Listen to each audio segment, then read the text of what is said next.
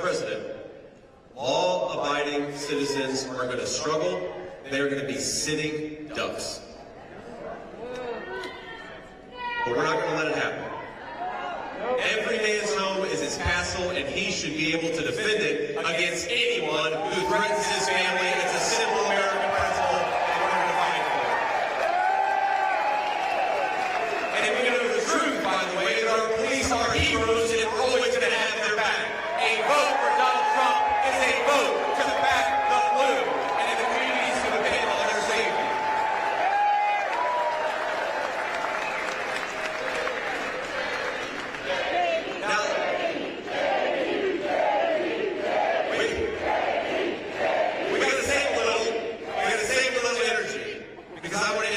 Two of this community's finest.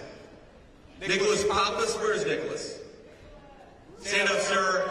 And Michael Goodwin of the Police Officers Association. Let's give them a round of applause for everything they do and all those adults.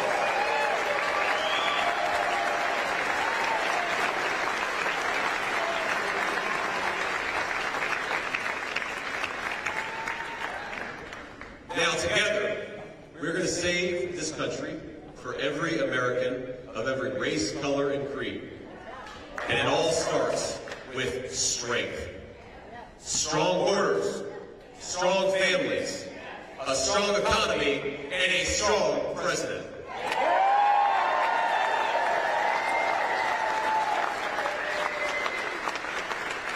And of all of Kamala Harris's faults, the worst of all is that she has left this country weak and vulnerable. The entire world now knows that she helped cover up Joe Biden's declining mental capacity for years. And now our country is saddled with a president who can't do the job. And if you think it's bad, my friends, we've seen only what's happening when the cameras are on. What do you think Joe Biden's like when he's sitting in a room with world leaders? Our adversaries are licking their chops, and the world is in disarray because of weak American leadership. Now, anyone who is too blind to see Biden's incompetence, or more likely too dishonest to admit it, is not fit to serve as commander-in-chief of this country.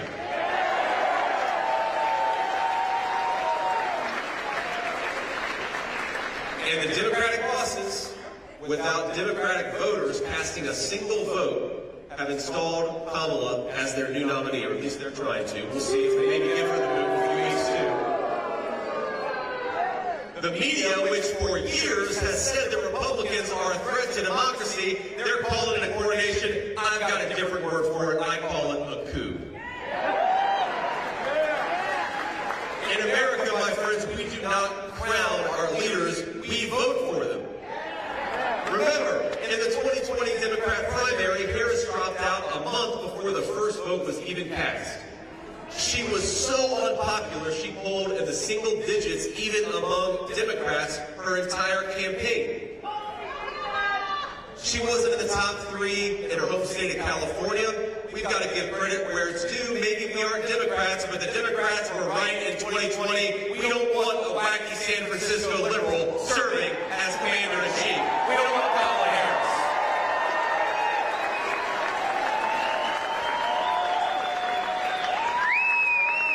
Her record of disaster is clear. 500,000 kids have been trafficked by the cartels thanks to her policies. Hundreds of thousands of our citizens are dead from fentanyl thanks to her policies. Hard-working Americans cannot afford groceries or rent because of her policies. And my question to the American people is, do you want a president who is disloyal to this country, or do you want one who is willing to take a bullet for it? I think I know the answer.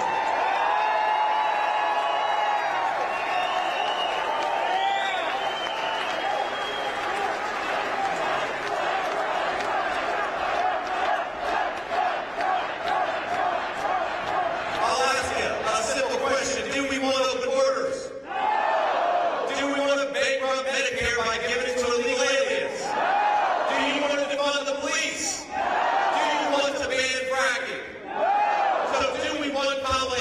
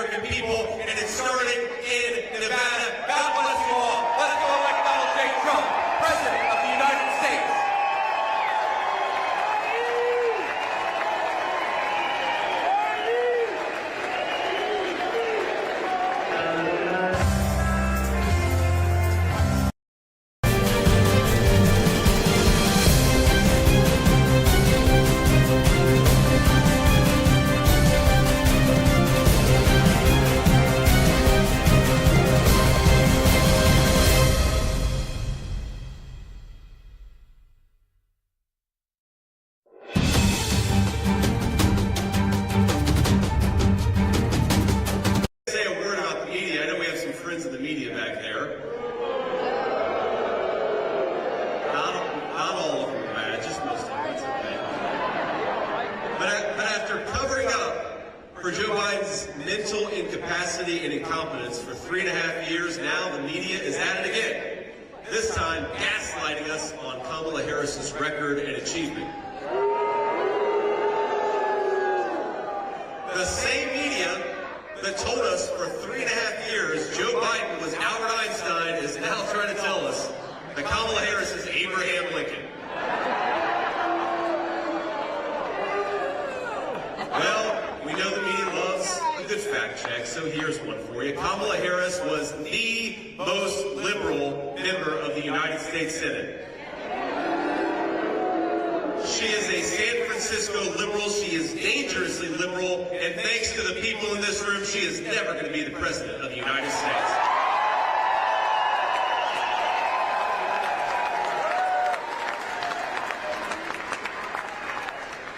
We're not going to listen to the media's lies any longer, and there's nothing they can do about the fact that Kamala Harris owns every failure of the Biden administration over the last 4 years. He didn't know what was going on, so somebody was calling the shots, and then we know it was Kamala Harris. And let's just tick through the list. As America's border czar, Kamala Harris unleashed the worst border crisis in American history.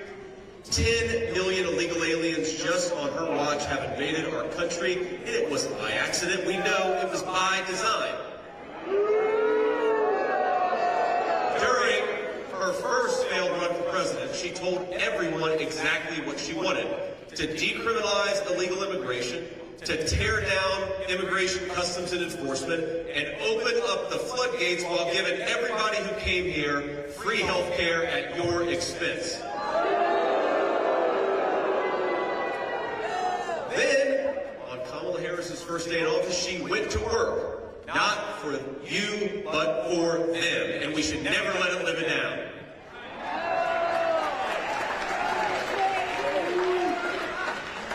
They suspended deportations. They stopped building the wall. They reinstated catch and release, and that's how every state from Ohio to Nevada to California to Michigan became a border state. They just released people into our country. Sometimes they fly in first class and put them up in fancy hotel rooms, and you're paying for that too, trust me. And after bringing them all here, they proposed amnesty for millions of illegal aliens. She might as well have invited them personally to break our laws and come into our country. Now here's a crazy fact. The chief of Border Patrol was appointed over a year ago. But do you think our border czar has even spoken to that person? No, not once. I served in the United States Marine Corps, my friends. And my brothers and I would have called that a dereliction of duty.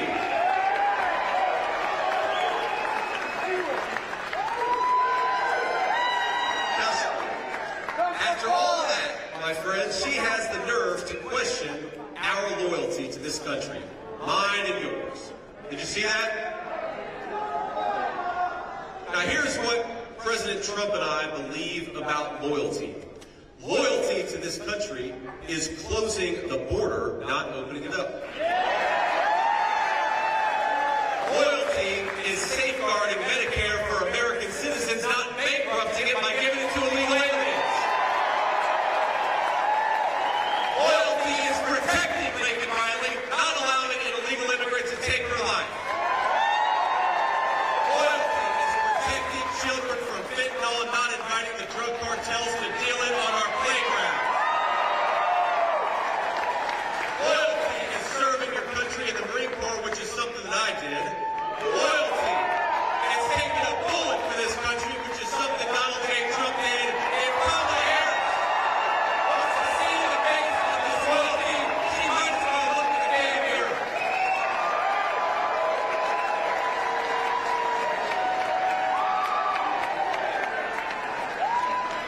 Thank you. This administration handed out work permits to 3 million illegal aliens who lied to claim asylum. They turn a blind eye while those fraudsters steal American jobs and undercut American wages.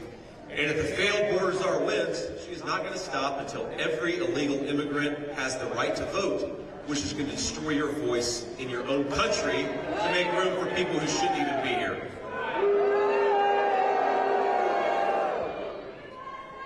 Now,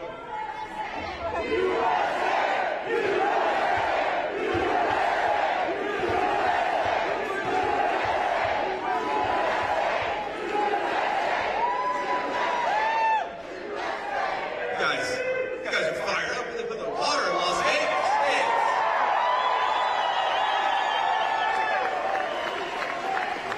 But to all illegal aliens, President Trump and I have a different message. If you are here against the laws of this country, pack your bags because you're going home at 6 o'clock.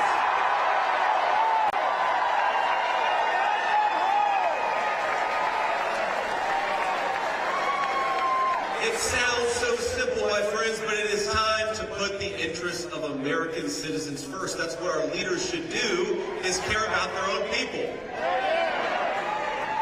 Now, I want to recognize, before we keep on going, I want to recognize a few incredible, great Republican leaders who join us today, all the way from Florida. The great Congresswoman Anna Paulino-Luna,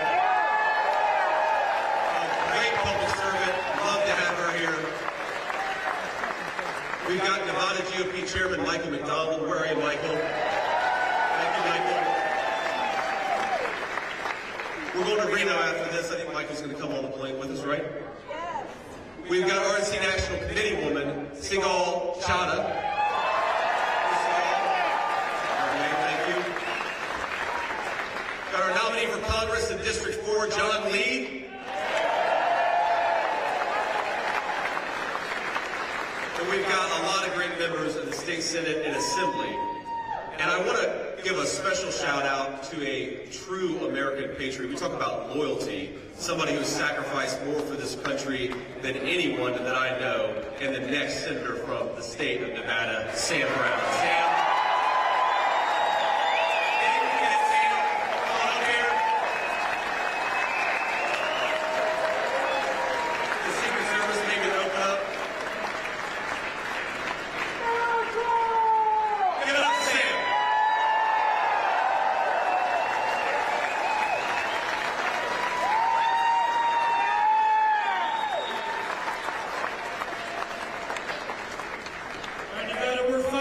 JD Vance, President Trump.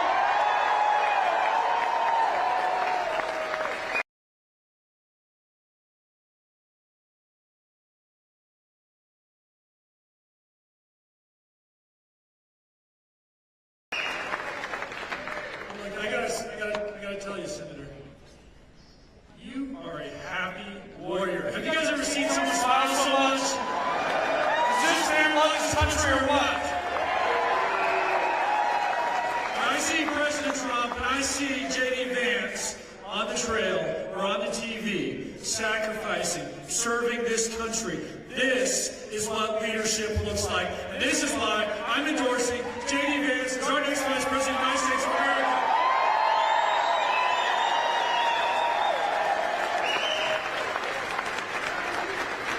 You've heard me say this before. The words that took me from that place of having lost all hope on the battlefield as I was engulfed in flames were quite simple, but so powerful. It was, "Sir, I've got you." Now, try to live with that in mind is my message to you. And I can tell you, as I look at President Trump, and as I look at JD Vance, and what they're going to do for this country, their message is so similar and resonates in our hearts, as they tell us, they've got us. They've got us, Nevada.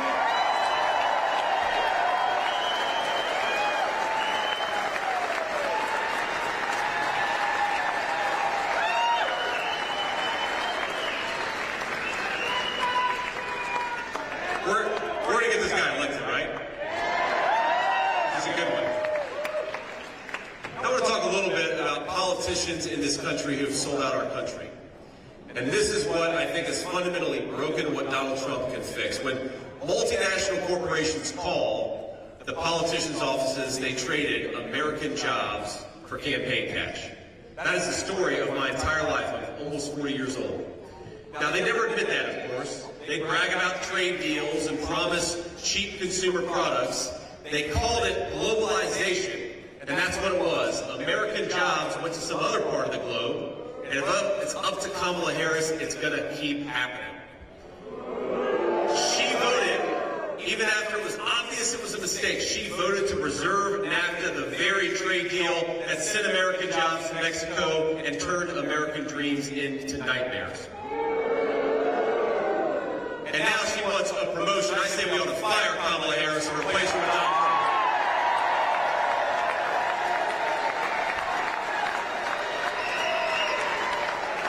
Now, my friends, I want the American dream as a goal for our children and for our grandchildren. You never hear people talk about the American dream anymore.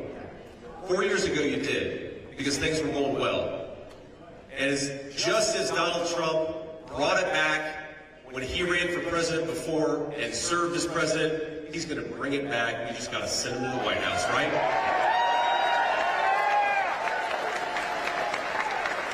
So let's talk a little bit about what we believe in the Republican Party. We believe that 1 million cheap knockoff toasters aren't worth the price of a single American manufacturing job.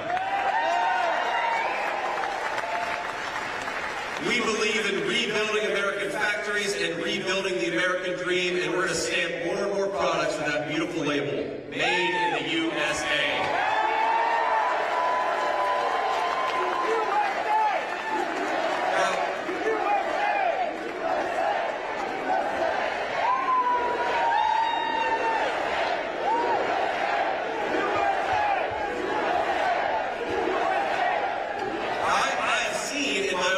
Consequences of electing failed politicians like Kamala Harris. When Democrat leaders fail our citizens, it is what the Bible calls the least of these that suffer the most, and I know that because of where I came from and how I grew up. Now, I stand here as your next Vice President of the United States, and I am proud to do it.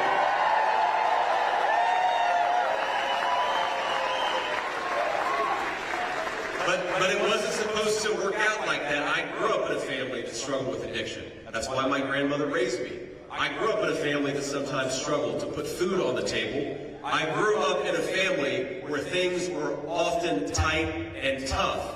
But I made it because, first of all, this is a great country that provides opportunities to its citizens, and we are grateful for it. Now, I also made it, of course, when I was raised by a tough old bird I called Mamaw. I've heard so many stories about Mamaw from people all over my old hometown. And I've remembered things about Mamaw that maybe, after 20 years you forget. But one of my favorite Mamaw stories is when I enlisted in the United States Marine Corps. She was very proud of me.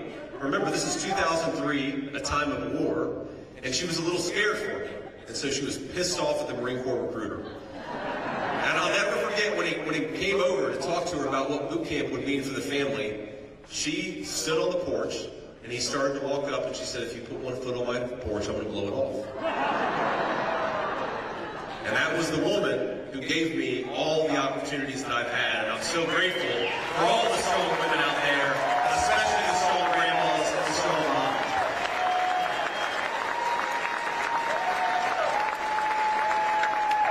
So I have lived the American dream. In fact, I'm living it right now with you all, getting to spend great time and having a lot of fun here in the great state of Nevada. But friends, the dreams that we have for our country and our families, you better believe it, they are on the ballot in November. And the way to preserve that American dream, the way to fight for that American dream, the way to build upon that American dream is to elect Donald J. Trump, the next president of the United States.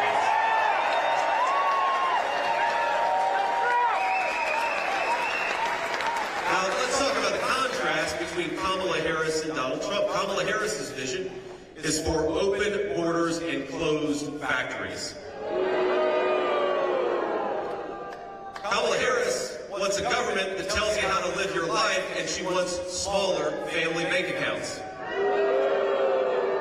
Kamala Harris is promising widespread war while American citizens pray for peace. And remember, Trump delivered peace. Wasn't it amazing? Kamala Harris pledged to ban fracking, which would destroy the energy economy in this country. She vowed to end offshore drilling. She co-sponsored the Green New Scam. And when you fill up your car at the gas pump, maybe we should all just send Kamala Harris the bill. Is that? I don't think she'd pay it, but we're going to try. That's right. Make no mistake. The terrible affordability crisis, higher groceries, higher energy prices, higher housing prices, it is destroying the American dream, and it is Kamala Harris's fault.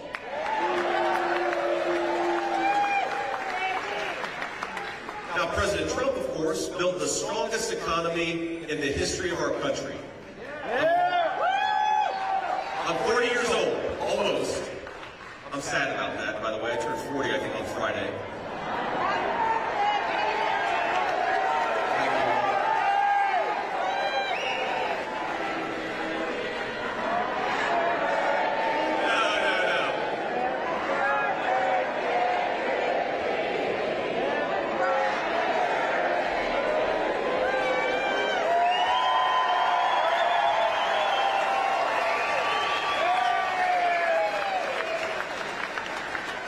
Beautiful singing voices, great energy. You've got everything here in Las Vegas. But remember, for 40 years, we had declining wages for workers. Under the Trump administration, we had rising wages for workers. And it's common sense. How did he do it? He delivered a giant tax cut for hardworking families. He rewarded companies that built jobs and factories in the United States of America and penalized the guys that were shipping jobs overseas. He unleashed the entrepreneurial spirit that drives American innovation. He inspired us all to believe once again in the promise of America, that if you work hard and play by the rules, no height is beyond your reach.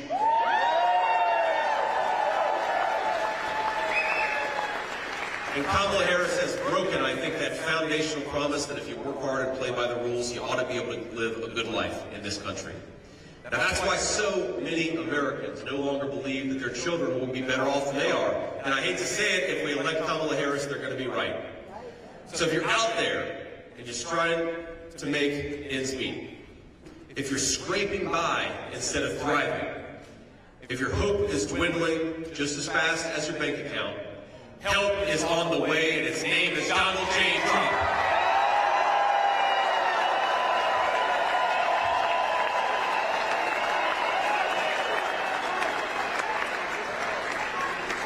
We need a president who is going to make this country wealthy again. We need a president who's going to make life affordable again.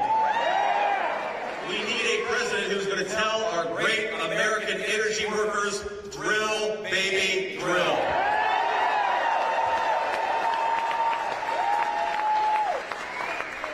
We do not need a president who's fantasized about closing immigration and customs enforcement, would make the border crisis even worse. We do not need a president who wants to turn our cities into sanctuaries for criminal aliens and then defund the police so there's no one at home to stop them. But the clock is ticking on Kamala Harris. 6 months from now, President Trump will launch the largest deportation program in American history.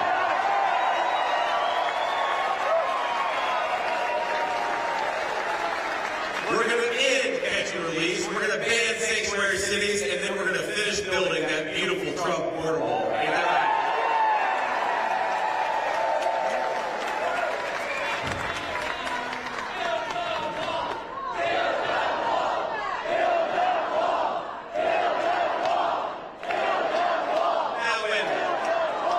When rioters and looters, remember that in the summer of 2020, burned American cities to the ground, Kamala Harris was trying to bail all of them out of jail. The criminals she helped free included an alleged knife murderer, a convicted rapist, a domestic abuser who later shot and killed a man. Isn't that crazy? Now she wants to end cash bail so that if you assault a police officer, you can be out the next day. She also wants to confiscate firearms from law-abiding American citizens. In other words, she wants to abolish your Second Amendment rights, even as she lets more and more dangerous criminals on the street. And we're not going to let her, ladies and gentlemen. We're going to put her out of office.